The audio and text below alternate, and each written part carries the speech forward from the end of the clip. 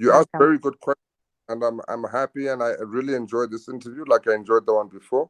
And Oh, I hope we can continue to speak to the young people and continue to encourage them to have courage, to follow their dreams, and yeah, to be the man that they want to see in this world. Thank you very much. You and the whole team a prosperous future, and continue doing the work that you do. Thank you.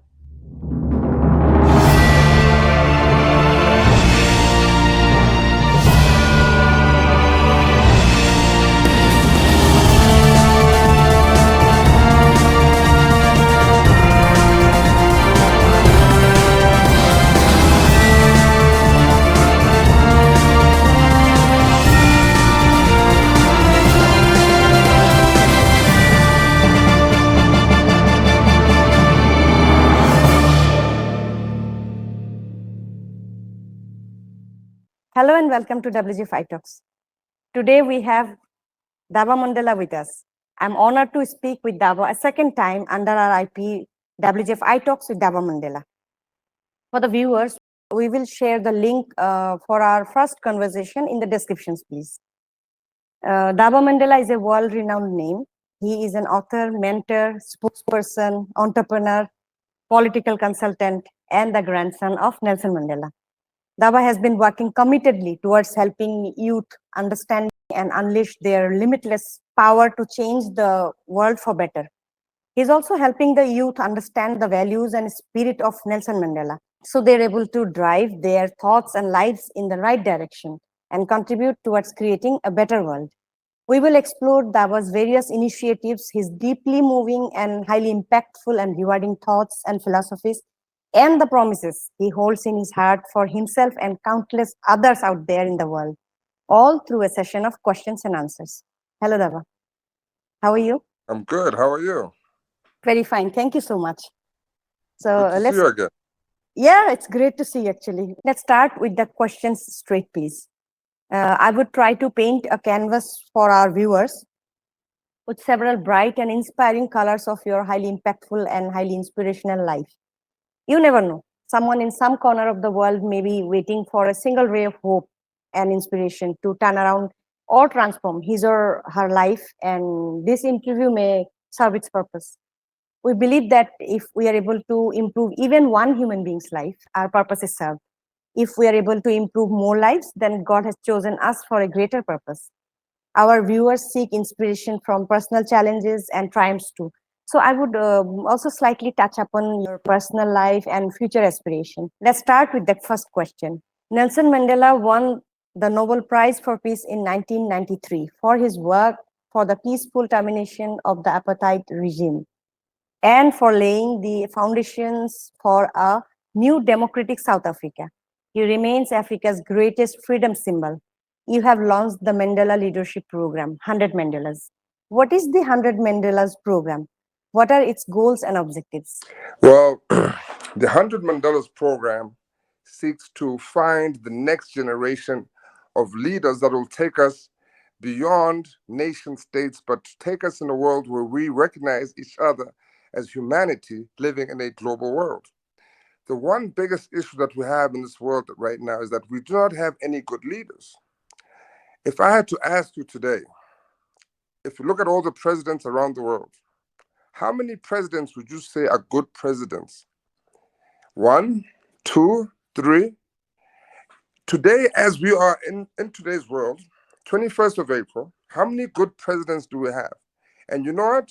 I asked many young people and many old people and all kinds of people, and nobody can even tell me that there are three good presidents in the world today. Now, that's a shame when you look at the fact that we have over 205 countries in the world.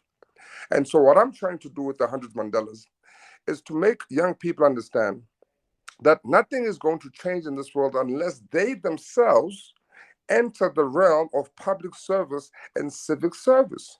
We need young people to aspire to becoming the next Secretary Head of State, right? Or the Secretary of Homeland Security, or the one who's going to be in charge of different policy making and formulation on a government level that will affect change for the whole nation. You see, we can't have every single young person wanting to be head of a corporation, wanting to drive a Ferrari. Otherwise, but when you look at the world today and you see all the news that's coming out, right?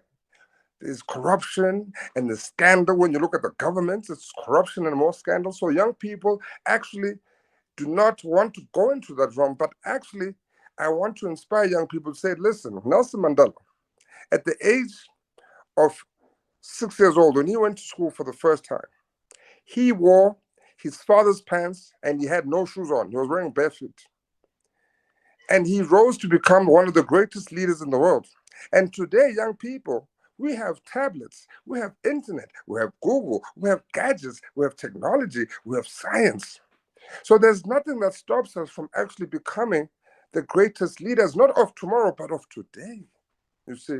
And so I want to take young people between the age of 24 to 35 on an immersive course to learn about the values, the principles, and the leadership style of Nelson Mandela, and how they can take those very same values and lessons and make them their own. Whether you're an entrepreneur or whether you're a community leader, how can you make sure that you actually enter the realm of public service and serve those who cannot serve themselves and stand up for those who are less privileged and marginalized communities in our world? That's what we're trying to achieve. We're trying to inspire the next generation of Nelson Mandela-like leaders, Gandhi-type leaders, Martin Luther-type leaders. These are the leaders that we want for the next generation. Really great. I'm so impressed. Though it's hard to believe that in today's time, which we call the 21st century, people still believe and indulge in various kinds of discriminations. It is a hard reality of the world. I'm sure 100 Mandela's leadership program would create 100 world leaders like Nelson Mandela, who would be ready to inspire thousands more with their thoughts, words, and deeds. And then the cycle would continue to inspire more and more leaders to do the right things for a better world. Exactly. Yeah. Nelson Mandela is a real world example that if one man decides to fight for what is right for the majority, justice for all, and fight for end of oppression by one set of human beings over others, then even the mightiest must yield. And we're talking about the time period of 1960s and 1990s. General awareness about rights and duties and information about Nelson Mandela is widespread now. Isn't it easier for a group of leaders or for a country's citizens to understand the fight for their rights? Isn't it better in every sense in 2023 to gather everyone around, help them see and understand the right perspectives and achieve growth, prosperity, and equality for all, or whatever else is lacking in South Africa or the entire African continent? Yes. You see, the one thing that every single person wants in life is progress. The man who used to be a director wants to be the CEO. A man who was living in a shack wants to live in a house. You know, you want to send your kids to better schools and better schools, right? You want to give people the opportunities to do something that they aspire to. You know, we want people to have hope and to have faith that they can achieve something better than they were able to do where they come from. You know, each generation has the one responsibility to do it better than the generation that they come from. So our responsibility actually is to leave this world in a better shape than we found it, and to make sure that you contribute to making this world a better place than when you found it. So if a leader is not working for the progression of the majority of this population, then that leader is not fit to be a leader. You know, we need to make sure that we are electing the right amount of the right leaders with moral high standing and have values. But more importantly, they need to understand that in order for me to make a difference in someone else's life, I cannot go there with preconceived notions. I need to go there and listen to what their challenges are, because most of the time, the people who are experiencing challenges are also the people who have solutions to their challenges.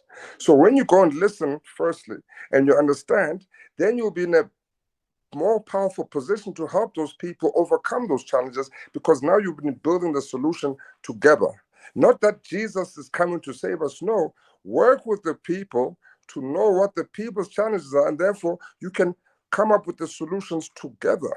And together you can create a better society. The problem we have in today's South Africa is that you have a few people who are in a position of power, who are close to the president, who believe that they should be the ones to so what they call eat, right?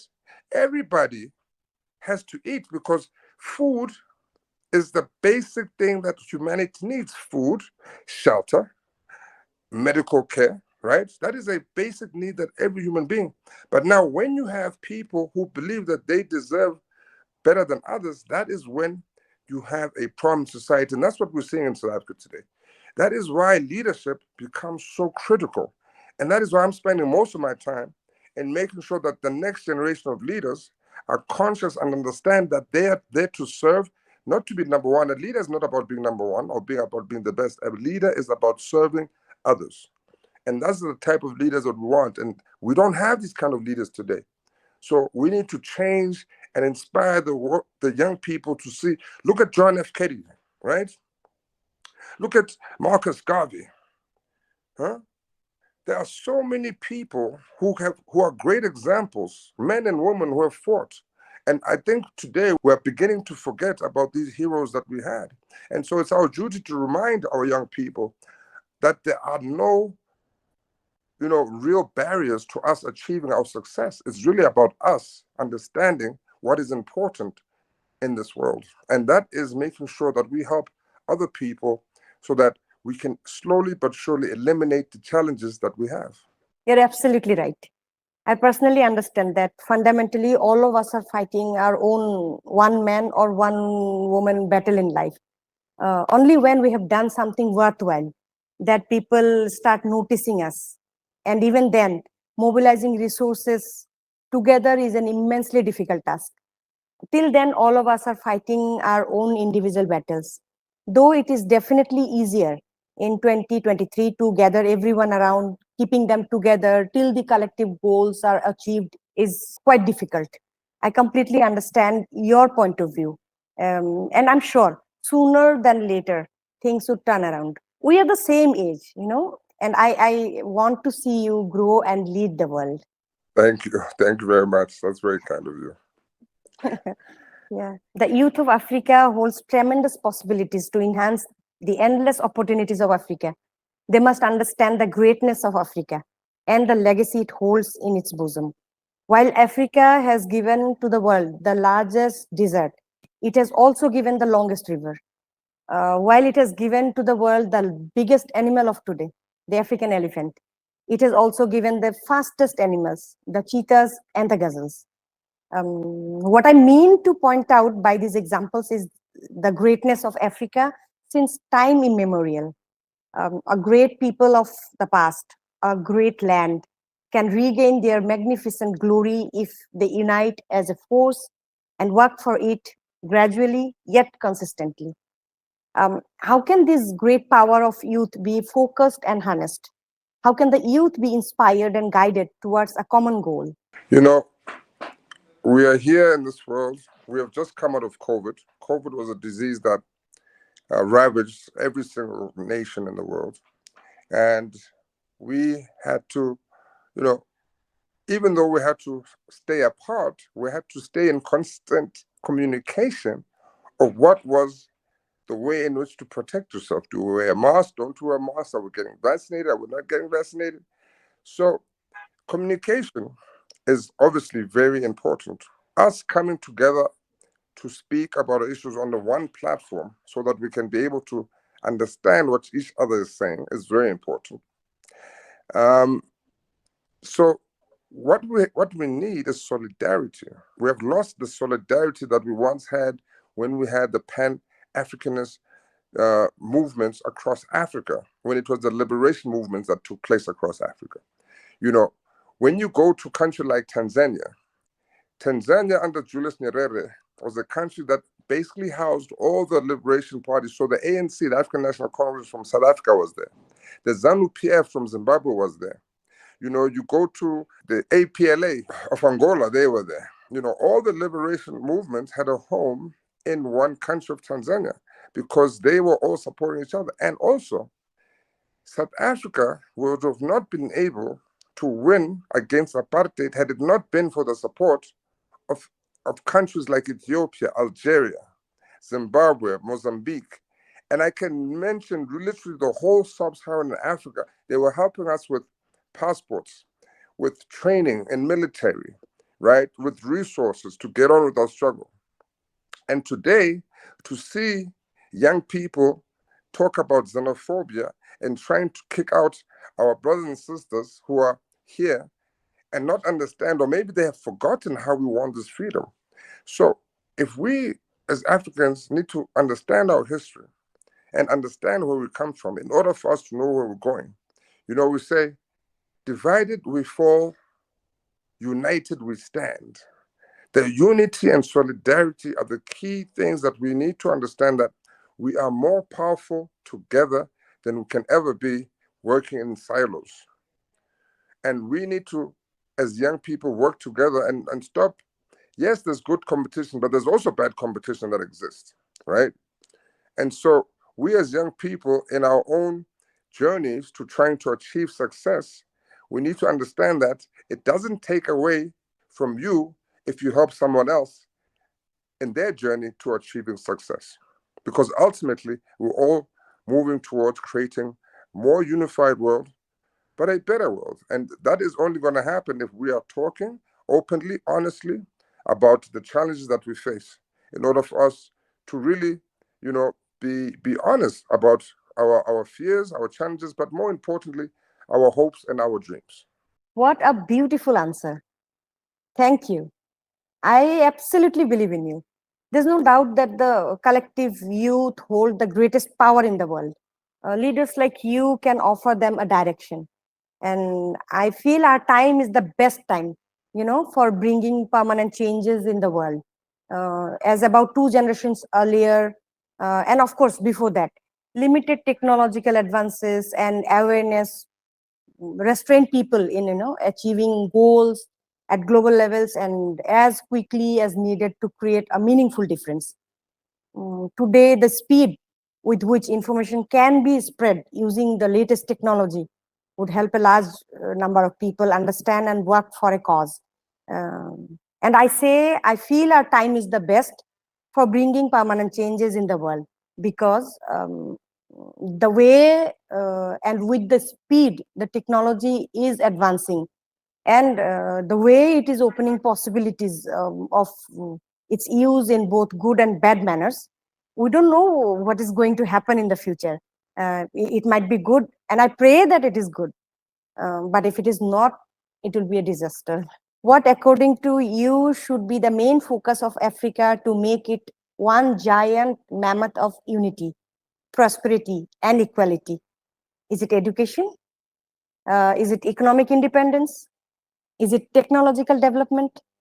Is it cultural enhancement? Is it optimum resource utilization? Or instead of focusing on any one, the main focus must be a right mixture of all of these and then some more? Well, I mean, I would say, obviously, just from the top of mind, it's more than one thing. It's a combination of things. Yes, education is very important.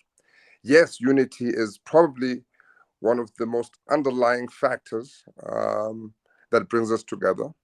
Optimization, of course, is also important. But, what's really important for Africa is, number one, is for us to come and work together. Number two is to really to be able to take control of our resources. There is no reason why we are not manufacturing and producing the very same products that we export as raw materials, and then we import them back for finished products, but at 10 times the price, 100 times the price. This is where we're really doing ourselves a disservice. But is it ourselves who are doing disservice, or is it because we are against the colonial powers that came, when they decided, when the scramble of Africa was taking place, and they decided to chop up the African continent in the borders that you see today? And so what they did was they divided and conquered. But now we know better, right? Our leaders know better. But again, it's it's our leaders. It goes back to leadership, because when the Chinese man comes with a bag of money And he says he wants to put a mine in your backyard. And who are the people that allow the Chinese man to come in and to build a stadium using Chinese materials, using Chinese labor? It's the leaders. You understand what I'm saying? They were the ones who were accepting that big bag of money and allowing the Chinese. So you can't really blame the Chinese. You have to blame our leaders because they are too short-sighted in their thinking. They're not thinking the detrimental effect that it's going to have on generations. We want an Africa that is built by Africans, built for Africans. But it is our leaders who are continuously selling us out. And that is why it is important that this generation of leaders, the young people, have to come together and rise. So unity and taking control of our resources so that we can be able to manufacture the very same goods. Now, you look at the vaccines around the world that are being produced. I mean, there's over probably 100 different vaccines and different raw materials coming from different parts of the world. We, as Africa, have about 50% of those natural raw materials that it takes to produce those vaccines. But none of those vaccines are actually produced in Africa. So we need to be able to take control of the value add process in terms of the industrial value chain.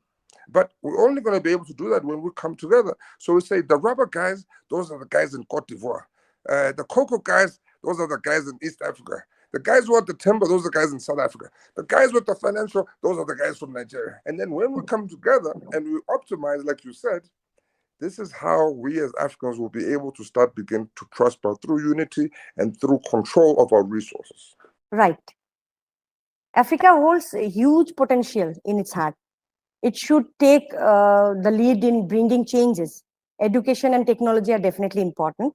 If the people are led by insightful and visionary leaders like you in the selfless way, Africa would lead the world in future.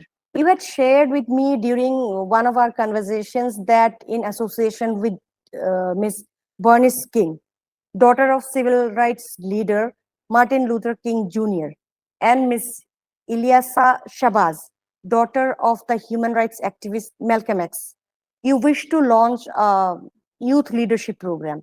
Please tell us more about it. So this leadership program is really aimed at young people between the ages of 24 to 35 who are aspiring to be community leaders, change agents, and activists in their own right. And it basically is modeled off the values principles of Nelson Mandela. And when we look at Nelson Mandela, we say, what are the values of Nelson Mandela? You know, we talk about integrity, we talk about passion, we're talking about man with a vision, we talk about courage, right? And we talk about a number of other characteristics that form who Nelson Mandela really was. And so this year we're kicking off by choosing 15 young people from across the world, right? People of African origin, who will then be taken on a two-part series of a leadership program. The first part is in part, well, the whole program is in part with the two sisters that you mentioned, which is Ilyasa Shabazz, Malcolm X's daughter, as well as Bernice King, Martin Luther King's Jr.'s daughter. And we are going to be doing 6 online master classes. This is the first part, where they will also be teaching about the values of their respective fathers as well, together with myself. And then after they do the 6 weeks online master classes, that part 2, basically they get to travel to South Africa and have an in-house program where they walk in the footsteps of Nelson Mandela. So in Johannesburg, where he established the first Black law firm and became an activist and joined the ANC, then moving back to the Eastern Cape, where he learned about traditional governance when he was growing up under the king, and then finally moving to Cape Town, where he was in Robben Island for 27 years. And we say, what are the key elements and key values that Nelson Mandela learned in these monumental times of his lives?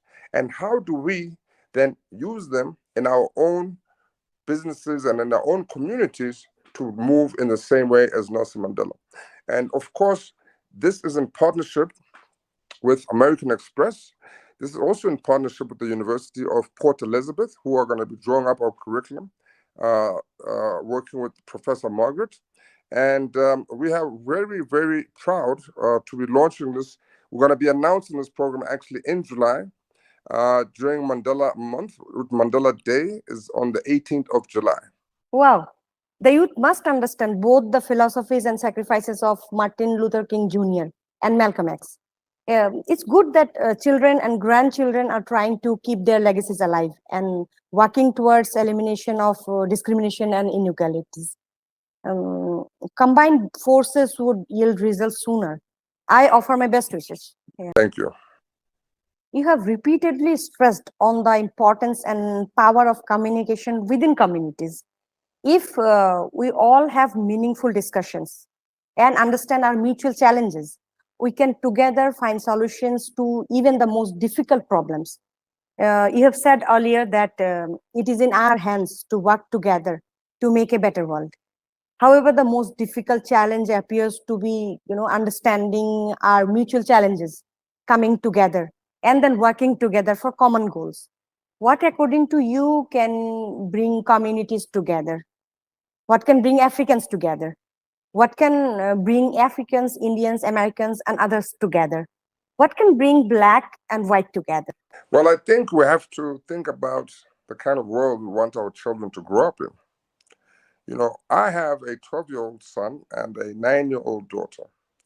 And whether you're Black, white, Indian, Chinese, you want your children to grow in a world that is safe, right, and secure, that they can be able to go to school and come back without any issues. You want them to have good quality education, right? You want them to have good quality healthcare, right? So you want the basics that humanity needs to be safeguarded for the future of this world and the future of your kids. Now, that we can all agree, doesn't matter what color you are. Now, if we can come together and agree on the basics, then I don't see why we cannot agree on many more things. I mean, look at what makes up race, right? What's the difference between a Black person, a white person, Indian person, a Chinese person? Our race is less than 1% of what makes up the human body, right? So that means that we have 99% in common, right? So why are we focusing on the 1% that separates us when we can be focusing on the 99 that unites us as humanity? Great. I understand that till the time we are divided on any basis, be it caste, religion, race, or color, someone would take advantage and keep all of us deprived of our basic rights and a united world. We can talk about the right things, the right perspectives. Communication is indeed a great power. However, I would like to observe how things unfold and what shape does the world take. And as you said, we must focus on that 99%. What all are you working on currently? How are you planning to make a difference in the world through your foundations, Africa Rising in South Africa and the Mandela Institute for Humanity in the United States? So with Africa Rising, we have mainly focused traditionally on youth-led initiatives. So, for example, we partnered with the University of Pretoria when we brought some veterinarian students to talk about veterinary skills. A lot of the time you have kids who are living in the rural areas and their biggest advantage is agriculture. But the picture of success to our young people is wearing a suit and carrying a briefcase and walking into an air-conditioned building. So we need to also try to, educate the young people that even somebody working in agriculture, working with cows, working with plants, can become as successful as the person that's working in an office. And so what we did career guidance with most of our kids, focusing mainly on high school kids, right? And now we have actually we're not only doing youth, but even though youth is still our core beneficiaries, last year we started a new initiatives where we took doctors and nurses to rural areas, and we actually targeted the elderly people who are marginalized and poor, who do not have access or the resources to actually travel to town to see a doctor. And even if they see that doctor, how will they buy the medicine, right? And so we got the doctors to come and look at the elderly, test them, check them, give them classes on nutrition, on exercise for the right age, and also gave them medicine for free. So this was in a new initiative that we started with Africa Rising. So Africa Rising is really a community-led and a community-based organization that looks about after the challenges that people have in the most, rural areas of South Africa. But our challenge was obviously finance, as most organizations, non-profit organizations is. It's always a financial thing. And so when I got the opportunity to travel to America, and I wrote my book from America and I got a deal in America, I was more exposed to America, and we decided that it would be actually smart if we then opened up a new organization in America that would not only also focus on youth activation as we have with Africa Rising, but on this one, we would be focusing more on youth leadership, right? And making sure that we have the resources enough to then funnel back to South Africa. So we've continued with our youth activations, but more focusing on leadership and also making sure that the financial model for sustaining our programs is very much hinged on the Mandela Institute in America, because in America, we're much more exposed to donors and the philanthropic community more than we are in South Africa. Awesome. I really appreciate the way you are working your hardest, for the rise of Africa and for humanity. It's not easy in today's times to committedly work for such noble goals.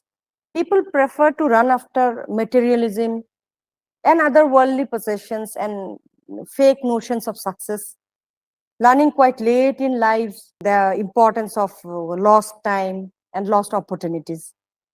What you are doing at your age with dedication and right values is outstanding. I have come to the last question now. Youth in the world have the power to change evil to good.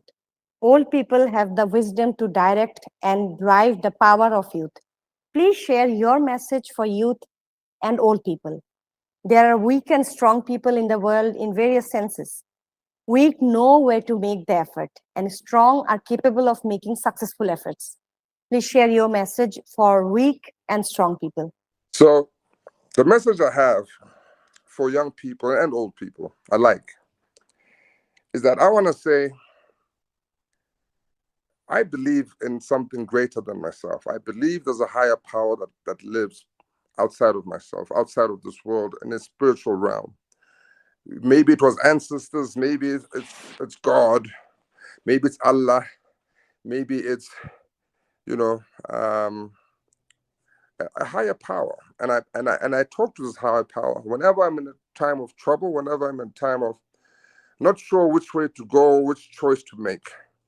I always call on to the higher power. And I believe that whenever you talk to the highest power, don't just only call him in the time of trouble, but also, speak to him just to say thank you for waking up. Thank you for allowing me to see the sun once again. Thank you for allowing me to kiss my son and my daughter once again. And so the message to them is to say, I want you to dream big. I want you to dream so big that your dreams scare you. If your dreams don't scare you, then you are not dreaming big enough. Martin Luther King had a dream. John F. Kennedy had a dream. Harriet Tubman had a dream. Nelson Mandela had a dream. It begins with the dream. Many of us will have big dreams, and some people would laugh at us. Some people will say, oh, you're just a dreamer. But guess what? It begins with the dream. And as you're working towards that big dream, understand that there will be hurdles and there will be speed bumps along the way. But what you need to do is make sure that you have a mentor with you, somebody who loves you, somebody that wants to see you succeed, and somebody that believes in you. So you can always go to them for advice. And how do you eat an elephant, ladies and gentlemen? An elephant is huge. How do you eat an elephant? One bite at a time. So how do we achieve our goal? One day at a time, right? Let us not forget to celebrate those small wins that we get as we're walking towards that big dream, right?